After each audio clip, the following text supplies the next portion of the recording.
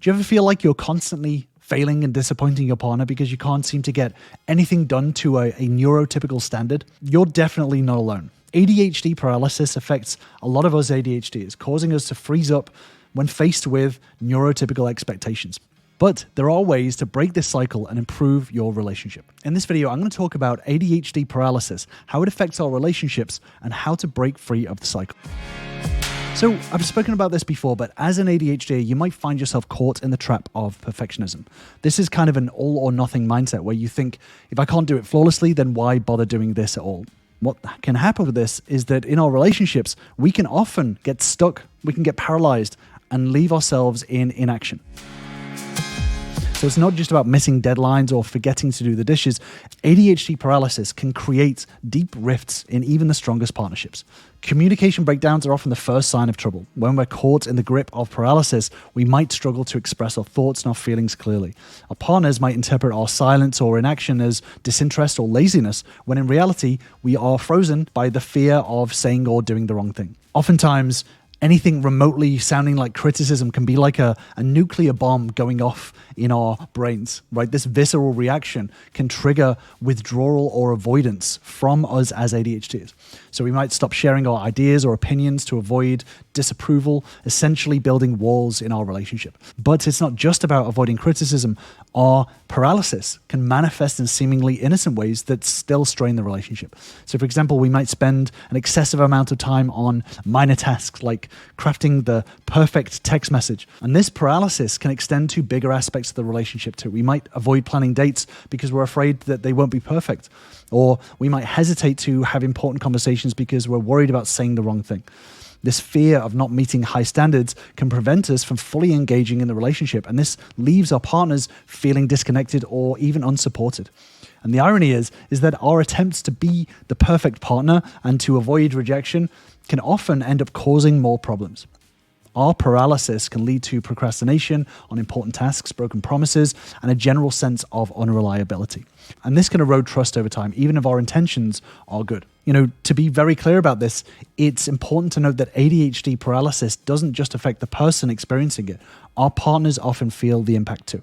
They can often feel frustrated by our apparent inability to complete tasks or make decisions. They might feel hurt by our withdrawal or avoidance. And they can often feel overwhelmed if they're constantly picking up the slack for tasks that we're unable to complete. But the thing is, recognizing these patterns is crucial for both partners to develop empathy for ourselves and for the ADHD partner and work together towards solutions. But here's the good news is, there are ways to break free from this cycle and transform not only ourselves, but our relationship. So let's dive a little bit deeper into understanding what exactly is ADHD paralysis. When we talk about ADHD paralysis, we're actually referring to three different types of paralysis. There's mental paralysis, choice paralysis, and task paralysis. So let's break these down into the context of relationships and how they affect our relationships. So mental paralysis is when you're overwhelmed by thoughts or information. So let's say your partner asks about, what are we going to do for date night? And suddenly your mind goes blank. You can't organize your thoughts or you can't come up with a response. What happens in this moment is that you can often end up saying absolutely nothing or simply making some promise that wasn't really thought through. And this can lead to a lot of miscommunication and frustration for both of you, right? To your partner, if you're saying nothing or you're just making something up, this can seem like you don't care or that you haven't really thought about it. Next, there's choice paralysis. This is often called analysis paralysis. This happens when you are faced with too many options. So for example, you might struggle to decide on a restaurant for date night, spending hours researching, comparing options, until you're both just too hungry and irritated to really enjoy the evening. And then there's task paralysis. And this is when you're reluctant to start a task due to fear of failure or perfectionism. And this can manifest as procrastinating on household chores or avoiding important conversations with your partner because you're afraid of doing it wrong. So they're the three main types of paralysis. So what triggers these forms of paralysis? Well, again, there are three main culprits.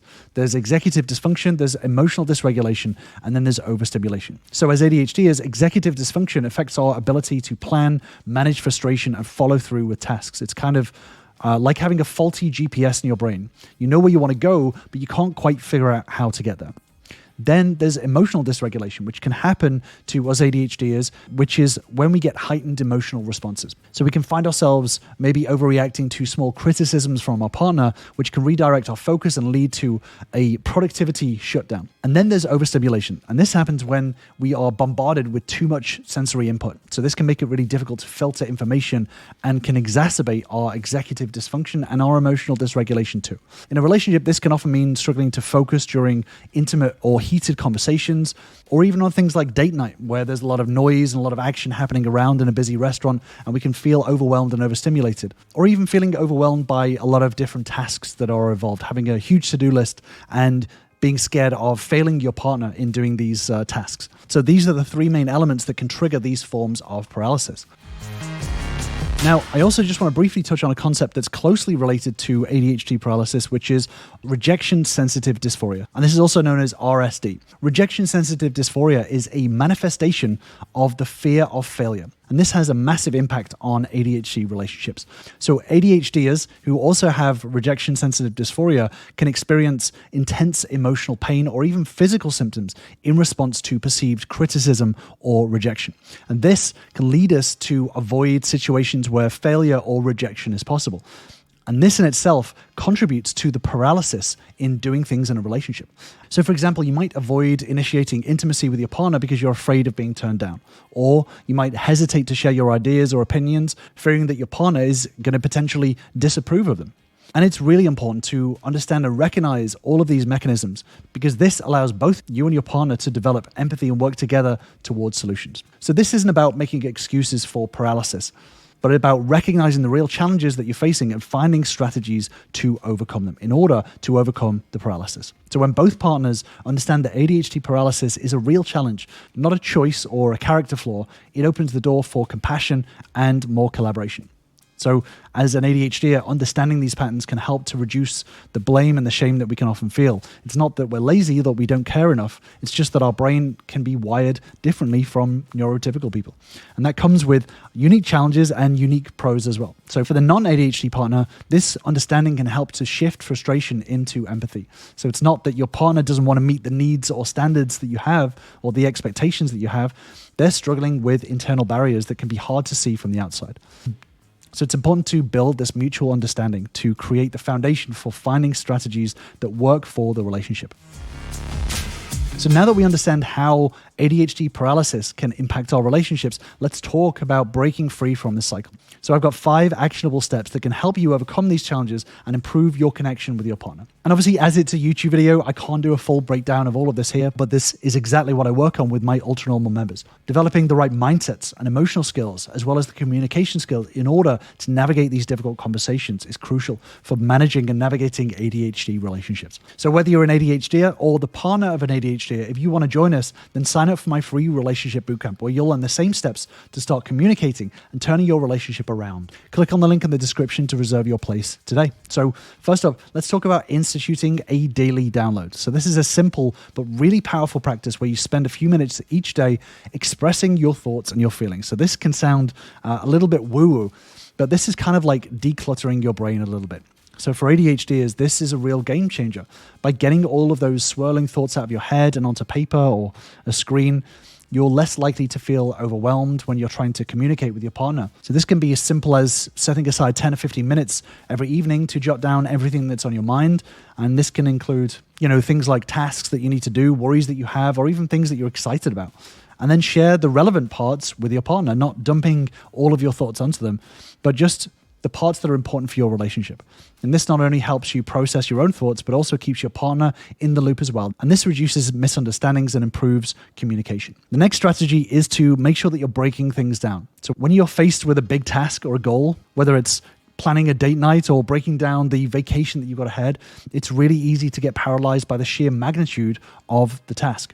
But the thing is, every big task is just a series of smaller steps. So by breaking things down into specific manageable chunks, you create easy wins. These small victories help to not only boost your confidence and motivation, and it makes it easier to tackle the next step. So let's say you and your partner have decided that you are going to plan a vacation. So instead of trying to figure out everything at once, break it down. Day 1, decide on a destination. Day 2, research accommodation. Day 3, look into transportation. By approaching it this way, you're more likely to make progress and less likely to get stuck in this perfectionist paralysis. Third step is to simplify your schedule. So this might sound counterintuitive, especially if you're always feeling behind, but here's the key. Focus on the time that you spend working rather than task completion. And this shift in perspective can reduce a lot of pressure and overall productivity on the ADHD brain. So instead of having a to-do list a mile long, try blocking out specific times for different types of tasks. So for example, you might set aside an hour each day for household chores. And during that time, do what you can without stressing about completing everything. This approach can help you feel a lot more accomplished for the effort that you're putting in rather than beating yourself up for not finishing every single task.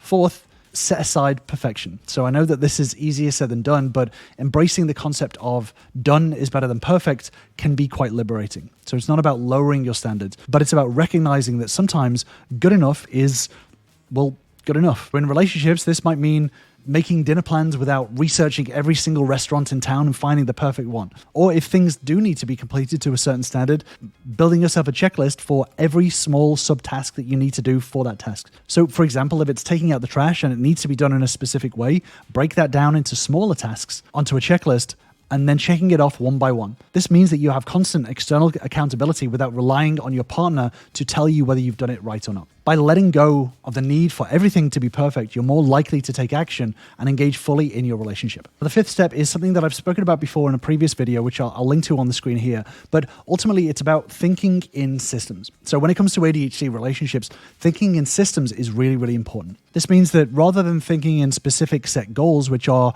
win or fail, it's more about thinking systematically and how one thing impacts another thing. It's more about thinking systematically and constantly iterating the system that will over time create those goals that you're aiming for. So I'll leave you with that deep dive video on relationship systems, and I'll see you over there.